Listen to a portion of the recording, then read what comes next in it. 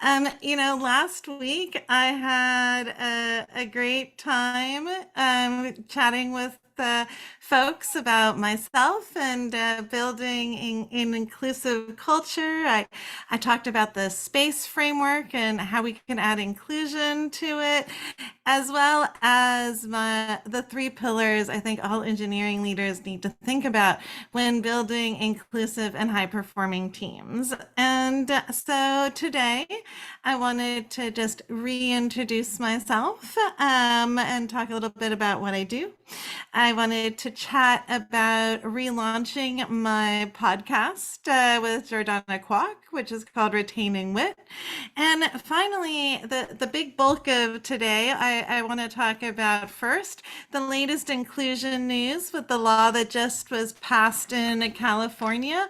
And finally, last time I talked a lot about inclusion, and today I wanted to talk about my thoughts on high performing teams. So why don't we jump right in? So as I said, I'm Jossie Haynes, and for those of you who may not know me, after 22 years as an engineering leader, I've decided to become an executive coach to empower engineering leaders to build inclusive and diverse teams that can truly thrive in today's world. And I do this through empathetic management practices and inclusive culture building techniques. And so, I'm really passionate about retaining women in tech. 56% of us are leaving the tech industry after 10 to 20 years. And, while I was very proud of the inclusive culture I was able to build at Tile, I realized that doing this one company at a time was not going to move the needle around my mission. And so I decided, hey, if I become an engineering leadership coach and empower engineering leaders to be building these inclusive and high performing teams, we could finally move the needle around retaining women in tech. And as an added bonus, getting more inclusive products that could truly fulfill the needs of our diverse world. And so that's really why I've gone into engineering leadership coaching. And so, along those lines, I'm a member of this community called Diversity, which is for women engineering leaders. So it's for engineering managers and up. And we were having a barbecue actually at my house earlier this year. And I ended up reconnecting with my podcast co-host, Jordana Kwok, who's a director of iOS engineering at Netflix currently. And we had started our podcast, Retaining Wit, in late 2018, really to talk about these challenges around retaining women in technology. And so once we reconnected, we realized now was the best time to be relaunching the podcast, with me starting this mission and my new business. And so we're actually going to be relaunching it and showing up with 3 new episodes starting next Tuesday. So be sure to check it out at retainingwit.com. And let me know in the comments what you think about some of our existing episodes. We've got a great one already from when we had previously launched with Karen Catlin that really does talk about building these inclusive teams in the tech industry. Next, I really wanted to talk about some inclusion related news. So a really interesting law passed this week in California. And the law requires companies to post the actual pay ranges for a role on the job description. And then if the company is actually larger than 100 employees, the company also has to share their gender and racial pay gaps. Now, there's been multiple laws passed in the United States, and there's actually already an existing law in California stating that if somebody asks what the pay range is for a role, that they need to tell them. However, this has not been something that we've rolled out actually anywhere yet other than Colorado. So there's laws right now in California, there's a law in New York City, but the New York City law hasn't gone into effect yet. They're trying to pass the same law in New York, and Colorado actually has this law. So Colorado is actually the only place that's currently in practice. And so we're actually waiting for our Governor Gavin Newsom to sign the California law into practice for it to be able to go into effect. And so this really ties back to building inclusive, high performing teams, because if you want to retain your employees from underrepresented backgrounds as well as women, part of what you need to address is building an inclusive culture and the pay, right? I shared a statistic last time, which was from a 2021 Hired survey, and 59% of women who are at the same company as men in the same role are being paid less, and by about 2.5%. And so we need to be addressing these concerns if we want to be retaining our talent and building these more inclusive cultures. And now that these laws are going to be passed around pay transparency and the gap for gender and racial pay, we definitely need to think about this. And so it'll be interesting to see what happens if the law actually goes into effect. And so for those of you who are tuning in, I'd love to hear your thoughts on this, especially from hiring managers' perspectives. Next, I really wanted to chat about, my passion for building inclusive teams, right? And I talked a lot about last time around the inclusion part of it, but today I really wanted to touch on what I actually mean by building a high performing team. And so I wanted to start with this definition of a high performing team that I found, which I love. And so it says, a high performing team is a small number of people with complementary skills who are committed to a common purpose, performance goal, and approach, which they hold themselves mutually accountable. And I love that because it does touch on so many of the things that are crucial for a high performing team, right? And, what are some of the other things that we can think about with high performing teams? Well, first, high performing teams come in three directions. We, as the leaders, need to think about how we can become high performing ourselves. Then we have to empower our team to be high performing. And finally, we need to understand how to make the organization work in a high performing way. And these are all things that as leaders in the tech industry, we're able to impact and influence. And as engineering leaders, there's three axes that we can really touch on. There's people, there's processes, and technology. And, this is why as a coach, I really think about engineering leadership from a holistic lens. We need to be looking not just at, our technical metrics and how do we build the highest quality product, but we understand that to get that, we have to be focusing on building an inclusive culture and the team building that comes along with it. And so what are some of the aspects of having this high performing team? Well, you'll see that they have psychological safety. People feel vulnerable, feel they can be vulnerable, and that their opinions are actually matter. There's dependability. They can hold each other accountable in empathetic ways, and know that that's an okay and safe thing to do. There's clarity around the goals, the vision, the objectives, what exactly needs to be built and why and how.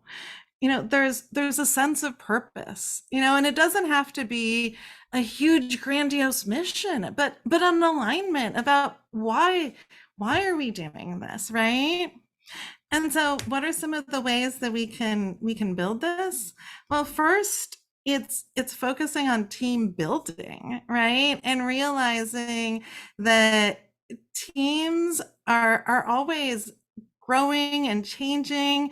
And so not only do we have to focus on building our teams, we have to focus on the maintenance part of it as well. It's not just about forming this team and then assuming everything's perfect. So retrospectives where people can really provide clear feedback that's actionable and is taken into account is so crucial. And to be able to have that, again, you have to have the vulnerability in place so people feel that they can speak up.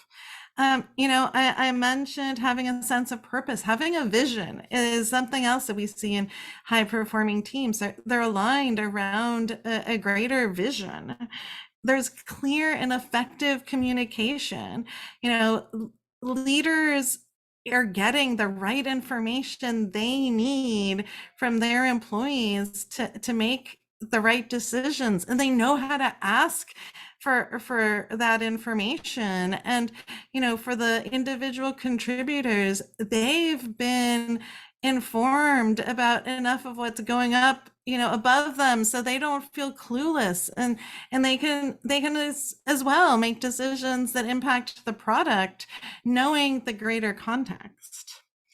Finally, as leaders, we can be role models. Like I said, high performing teams start with leaders thinking about how to be high performing themselves. And so you can role model a lot of the behaviors that you want to see shown. An example is empathy. Empathy is something that can be role modeled, and how to use it as a tactic every day. Finally, effective feedback, right? Women are getting less concrete technical feedback than men. And so focusing on, how to give effective feedback that really helps grow people is so crucial. And finally, it's about creating an enabling environment where, people want to come together. They feel their ideas are valued, they're not suffering from microaggressions and potentially, having their ideas appropriated. And, I think there's this amazing framework called Biceps, and it talks about that people have 6 core needs. And I think this ties so directly to building a high performing team, because if you can instill these 6 core needs in your team members, they will be motivated to thrive. And so what are the 6 parts of the Biceps model? The first one is belonging. Again, people want to feel valued. They want to feel heard. They want to feel like their ideas are contributing to the greater good. The second one is improvement. People want a way to be able to show mastery and get better and learn things, right? And it's crucial to be creating a culture where you can be vulnerable. Next is choice. People want choice around what they do. They don't want to be told what they do. As engineering leaders, we can go down the slippery slope of telling our employees how to do things, whereas it's much more powerful to paint a picture of the definition of done and then let them go from there. That empowers them so much more to grow and learn. Then finally, equality and equity, right? I think creating a playing field where we realize that there are biases at play, and we need to slow down our thinking sometimes when we're making crucial decisions, especially in hiring and performance reviews. And creating processes that reduce these biases so that we can have the equality, so everybody does feel that they can show up and share their ideas with others. The next one is, for the P, is predictability, right? You want an environment where people feel like they're not going to show up tomorrow and get fired or get yelled at, or have some crisis show up on their heads, right? People want some predictability. And finally, the S is significance, right? I tell leaders so many times, how often are you thanking your employees? And not just a generic thank you. really taking the time to provide some feedback on exactly what it is you saw them do well so that they do it again next time. And I truly feel if, as leaders, we think about this biceps model as a way to fulfill the needs of our employees, we will be able to retain them and build happy, motivated, and high performing teams. And you know, I think so what are some of the traits, that you end up seeing in these high performing teams once you've got them? Well, there's that trust and mutual respect, which leads to the psychological safety. There's continuous learning, and it's okay to make mistakes because that encourages even more learning. There's the team first mentality. It's not about, individual performance. It's about the team performance and really creating an amazing end product. There's a shared vision and clear direction for where you're going. There's open and clear communication. People feel they can speak up and their ideas are valued and heard, and communication is freely shared up and down the ladder, and people are as transparent as possible.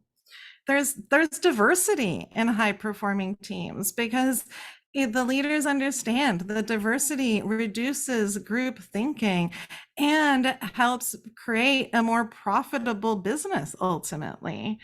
And finally, you'll see effective work practices and processes in high performing teams.